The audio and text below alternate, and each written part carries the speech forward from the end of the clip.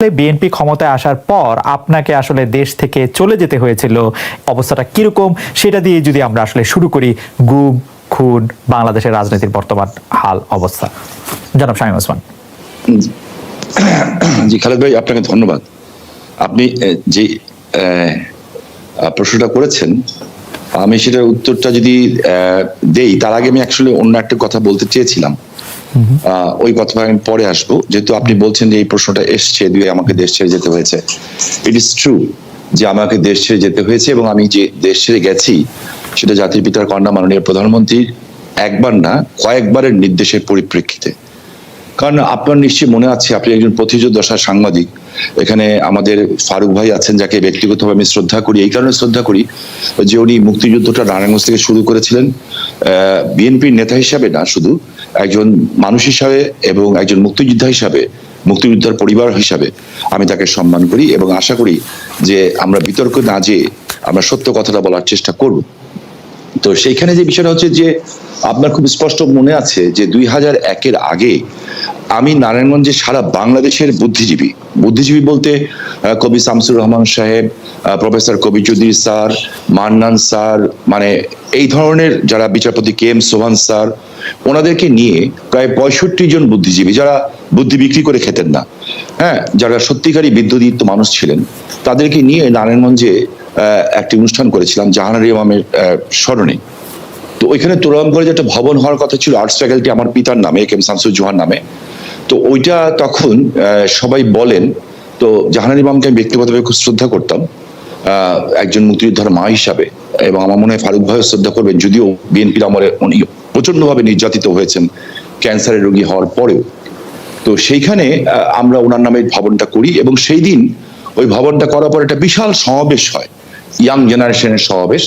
সেই সমাবেশে স্যাররা যারা ছিলেন, যাদেরকে আমরা শ্রদ্ধা করি এবং সারা জীবন করব, এর মধ্যে আমার মনে আছে কবি চৌধুরী স্যার উনি কেঁদে দিয়েছিলেন, আমার মামা হাসান ইমাম সাহেব কেঁদে দিয়েছিলেন, দিয়ে বলেছিলাম এখান থেকে শুরু করো, যেহেতু নারায়ণগঞ্জে আওয়ামী লীগে শুরু হয়েছে, এখান থেকে শুরু করো। আমরা কি চান, বলে যুদ্ধাপরাধীদের বিরুদ্ধে কথা বলো।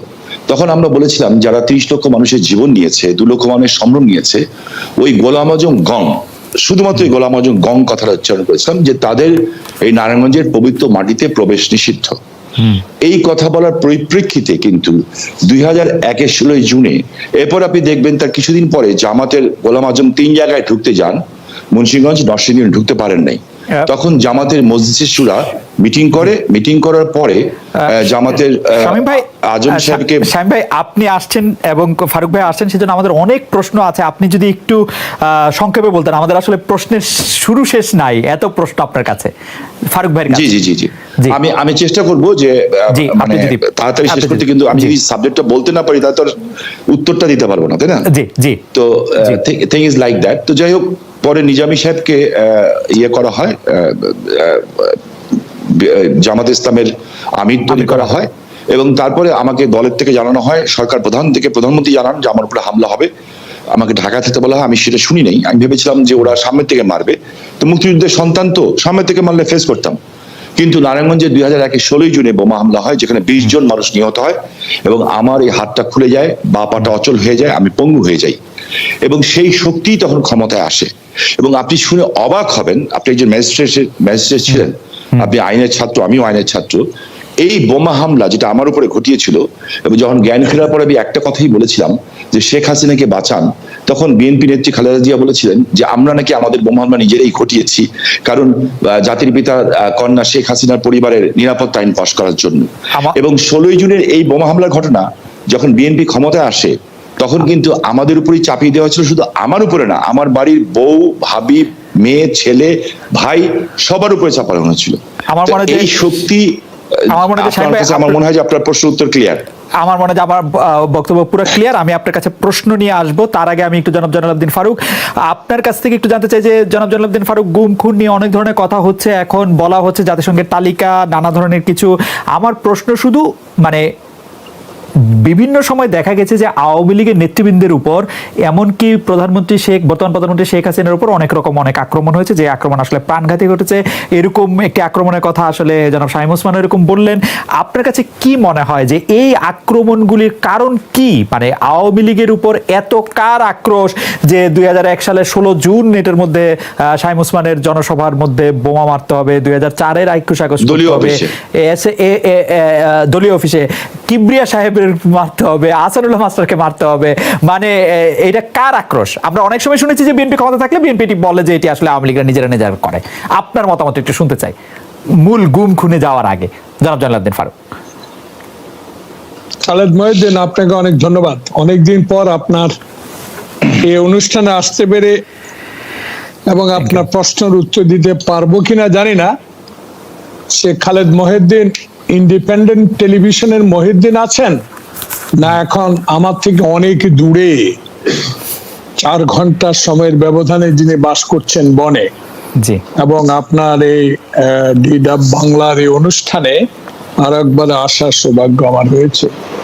তো অনেক পরিবর্তন, অনেক, আশা করি আমার কথাগুলো মনে কষ্ট নেবেন না।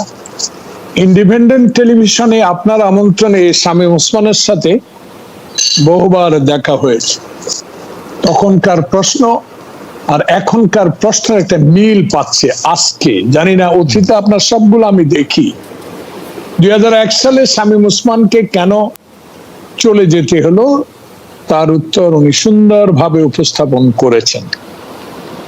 আপনি বলেছেন আমরা ক্ষমতায় গেলে আওয়ামী লীগের উপর, এবং আওয়ামী লীগের কয়েকজন নেতার নাম উল্লেখ করেছেন, তাদের উপর আক্রমণ করা হয় কেন, এর কারণ কি? একটু আগে শামীম সাহেব একজন বিজ্ঞ নেতা, পার্লামেন্টে কয়েকবার সদস্য হয়েছেন এবং বর্তমান প্রধানমন্ত্রী অত্যন্ত ঘনিষ্ঠ একজন। একটু আগে খালেদা জিয়ার নাম উল্লেখ করেছেন। আমি অনুরোধ জানাবো, বন্দী অবস্থায় খালেদা জিয়াকে আপনারা বলেন বাইরে যেতে দিবেন না, আবার বন্দী অবস্থায় একটা নেত্রীর নাম উল্লেখ করাটা রাজনৈতিক দূরদর্শিতা বলে আমি মনে করি না। তাই আমি অনুরোধ জানাবো, এমন প্রশ্ন আপনিও করবেন না, এমন প্রশ্নের উত্তরে যেন আমার নেত্রীর নামটা না আসে। কারণ আমি বলতে চাই, আওয়ামী লীগ এমন একটি রাজনৈতিক দল। একটু আগে শামীম সাহেব বলেছে আমার ছাত্র জীবনের শুরু, মানে মুক্তিযুদ্ধের শুরু ঐতিহ্যবাহী নারায়ণগঞ্জ থেকে। নারায়ণগঞ্জকে আমি অন্তর দিয়ে ভালোবাসি, অন্তর দিয়ে। আমার হাতে মাসার প্রেক্ষে গিয়ে ছোট ভাই মাসার চলে গেল পৃথিবী ছেড়ে, সেই রাজাকার আলবদর এবং সেনাবাহিনীর গুলিতে। সেই দৃশ্য এখনো মনোহনে। নারায়ণগঞ্জকে ভালোবাসি। শামীম ওসমান কোন পরিবারের ছেলে সেটাও আমি জানি। আমি তার পরিবারকে কোনোদিনও কোনো অবস্থায় সমালোচনা করতে চাই না, আওয়ামী লীগকে সমালোচনা করতে চাই। যে আওয়ামী লীগ বলে যে দেশের স্বাধীনতার তাদের আহ্বানে হয়েছে, যে স্বাধীনতার সপক্ষের লোক, গণতন্ত্রে বিশ্বাসী লোক, গণতন্ত্রের জন্য যুদ্ধ করেছে, পূর্ব পাকিস্তানের বিরুদ্ধে লড়াই করেছে স্বায়ত্ত শাসনের জন্য। 69-এর গণ আন্দোলন দেখেছি, 70-এর খালেদ মহিউদ্দিন, একটু আমাকে 1 মিনিট সময় দিতে হবে। সেই কারণে আমি বলতে চাই যে আওয়ামী লীগ গণতন্ত্র নিজ হাতে হত্যা করতে পারে। যে সরকার প্রধান তখন গোলাম মোস্তফাকে লক্ষ্য করে বলতে পারে, গোলাম মোস্তফা আমার কম্বলটা কোথায়, তো তাদের বিরুদ্ধে আমরা কেন যাব? কেন জামাতে ইসলাম গিয়েছে সেটা জামাতে ইসলাম বুঝতে পারে, যদি জামাতে ইসলাম করে থাকে। কিন্তু বিএনপি গঠনতন্ত্রমূলক রাজনীতি করে, বিএনপি সংবিধানের রাজনীতি করে, বিএনপি প্রত্যেক হত্যাকাণ্ডকে নিন্দা করে, ঘৃণা করে। গ্রেনেড হামলায় বেগম খালেদা জিয়াকে যেতে দেন নাই, এই কথাও আপনার মনে আছে। Thank you. ফারুক ভাইয়ের বক্তব্য পরিষ্কার। আমরা আজকের যে মূল আলোচনা, সেই মূল আলোচনায় ফিরে আসি। শামীম ভাই, গুম আসলে বলা হচ্ছে যে বর্তমান সরকার গুমের সাথেই নাই, কিন্তু আমার মনে আছে শামীম ভাই আপনি যেহেতু বললেন সেহেতু আমিও একটু বলি, ইন্ডিপেন্ডেন্ট টেলিভিশনে এসেই আপনি সবার আগে আমাকে ইন্টারভিউ দিতে সময় আপনি র্যাবের কিছু কার্যক্রমের কথা আপনারা বলেছিলেন। আমি আসলে আপনাকে প্রশ্ন করতে গিয়ে আমি প্রায় অবাক হয়েছিলাম যে আপনি এইসব কথা প্রকাশ্যে বলছেন। আমার ধারণা বাংলাদেশে গুরুত্বপূর্ণ রাজনীতিবিদদের মধ্যে আপনিই প্রথম র্যাব, গুম, খুন সেগুলি পাশাপাশি বলেছেন। এখনকার গুম খুন নিয়ে আপনি আসলে কি বলবেন, যে সরকারের জায়গা থেকে এটি বারবার অস্বীকার করা হচ্ছে কিন্তু এটি একটি বাস্তবতা, এই বাস্তবতাকে শামীম ওসমান কিভাবে দেখে আমাদের যদি খুব সংক্ষেপে একটু বলতেন। জি খালেদ ভাই, আপনার অনুষ্ঠানটার নাম হচ্ছে যে খালেদ মহিউদ্দিন জানতে চায়, এটা আপনার অনুষ্ঠানের নাম, তাই না? Yes. আর আমার বক্তব্যটা হচ্ছে আমি খালেদ মহিউদ্দিন সাহেবকে কিছু বলতে চাই। হ্যাঁ, আপনি জার্মানে আছেন, পৃথিবীর একটা সুন্দর দেশে আছেন, আপনার সে দেওয়ার জায়গা আছে। আমি আপনার প্রশ্ন উত্তরটা দেওয়ার আগে আমি আমাদের গর্ব করার কয়েকটা বিষয় বলতে চাই। আজকে দেশটা তো আমার আপনার সবার, ফারুক ভাইয়ের সবার, আমাদের দেশে এখানে আমাদের বাচ্চারা ভবিষ্যতে থাকবে, বড় হবে, দেশের সম্মান যদি বৃদ্ধি পায় আমাদের সবার সম্মান বৃদ্ধি পাবে। আমরা কোনো খারাপ জিনিসকে আমরা আশা করি না।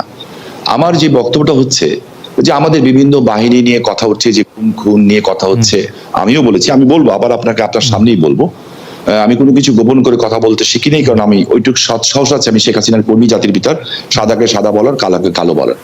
বাট আমার তার আগে আপনার মাধ্যমে খালেদ ভাই, আমি কালকে বাঁচব না জানি না, আপনি একটা ভালো জায়গায় আছেন, জার্মানে একটা ডয়েচ টেলিভিশনের সাথে আছেন, আমি আপনার কাছে অ্যাপিল করছি, রিকোয়েস্ট করছি এই বিষয়টা তুলে ধরার জন্য, যে আজকে বাংলাদেশের আমাদের প্রতিরক্ষা বাহিনী, আমাদের সেনাবাহিনী, আমাদের বিমান বাহিনী, আমাদের পুলিশ, আমাদের বিজিবি, আমাদের র্যাবকে নিয়ে কথা বলা হচ্ছে, কিন্তু আপনি লক্ষ্য করে দেখেন গত 4-5 দিন আগে বাংলাদেশের আমাদের শান্তি রক্ষা করতে গিয়ে 3 জন সেনাবাহিনীর সদস্য নিহত হয়েছেন। আমি তাদেরকে প্রথমে শ্রদ্ধার সাথে স্মরণ করতে চাই।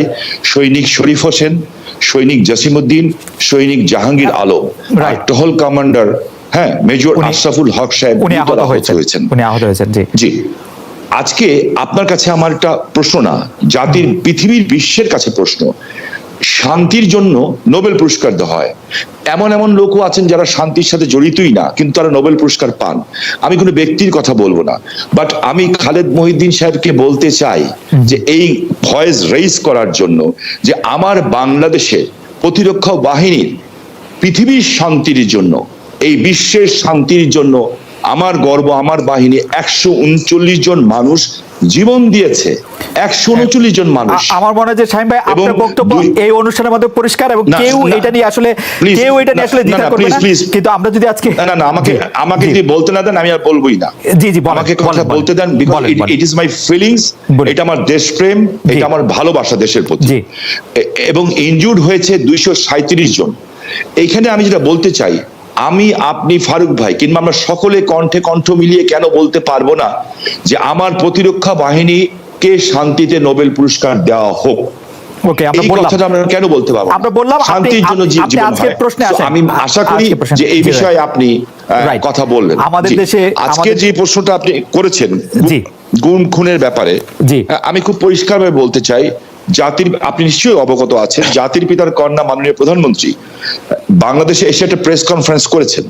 এই প্রেস কনফারেন্সে উনি গুম প্রসঙ্গে জাতির পিতা, আমি পেপারের কাটিং থেকে বলছি, মানে রেকর্ড করে বলছি, গুম প্রসঙ্গে জাতির পিতা কন্যা শেখ হাসিনা বলেন, কয়েকটি আন্তর্জাতিক সংস্থা গুম খুন নিয়ে কথা বলে, গুমের হিসেবে দেখা যায় গেল সবচেয়ে বেশি গুম জিয়াউর রহমানের আমলে, তারপর থেকেই তো চলছে। আমরা যখন তালিকা চাইলাম 76 জনের নাম দেওয়া হলো, এর মধ্যে এমনও আছে আরেকজনকে শায়েস্তা করতে মাকে লুকিয়ে রেখেছে, কেউ বোনকে লুকিয়ে রেখেছে, আবার দেখা গেছে একজন ঢাকা থেকে চলে গেছে। প্রধানমন্ত্রী শেখ হাসিনার বক্তব্য কি আপনার বক্তব্য? প্রধানমন্ত্রী শেখ হাসিনার বক্তব্য কালকে আমরা শুনেছি, আমরা শেষ করে দিলে। জি আপনি শুনেছেন, আপনার সমস্ত দর্শক তো শুনে নেই, তাই না? তো ভারতে পলাতক আছেন, এটা কেমন করে হয়? এমনও হয়েছে যে তালিকায় নাম আছে কিন্তু লুকিয়ে আছে যুক্তরাষ্ট্রে, সেই বিষয়গুলো আমরা তাদের সামনে তুলে ধরেছি।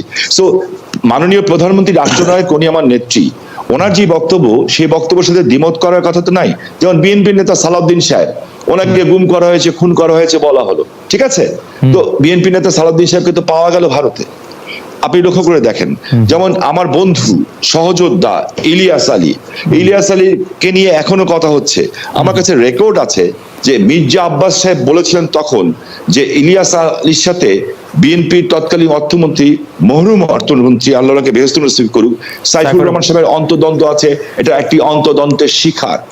এই যে কথাগুলি আছে, সো কোনো জিনিস ফাইনালি না হওয়া পর্যন্ত, বিচার বিভাগ দ্বারা মূল্যায়িত না হওয়া পর্যন্ত আপনি তো বলতে পারি না শামীম যে ভাই- who is guilty and who is রং।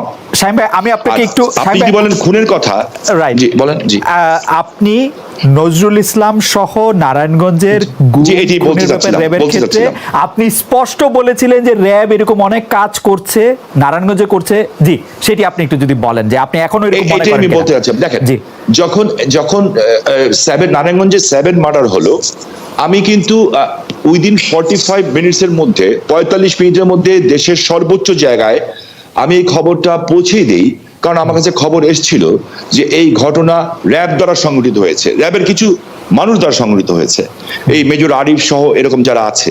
হ্যাঁ, এবং আমি বিষয়টাকে আগের থেকে আজ করছিলাম যে এরকম কিছু একটা ঘটনা ঘটতে পারে, বিকজ তারা ডিস্ট্র্যাক্ট হয়ে গেছিল। ডিস্ট্র্যাক্ট হয়ে, যেহেতু আমি এলাকার মানুষ, আমাকে সবকিছু খবর রাখতে হয় এবং আমি